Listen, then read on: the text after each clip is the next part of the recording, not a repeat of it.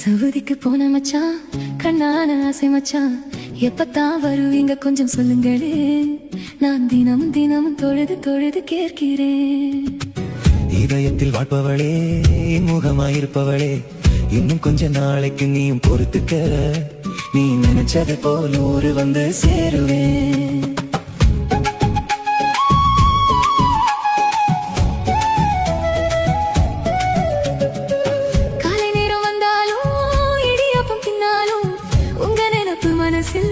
இடியா குத்திருங்க.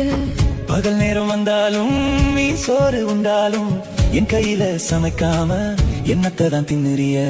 நெஞ்சுக்குள்ளே வாழ்பவளே, நெஞ்சை அள்ளி போனவள, எப்பத்தான் வருவீங்க எதிர்பார்க்கிறேன். தாஜத்தில் கூட உங்களுக்காக கேட்கிறேன்.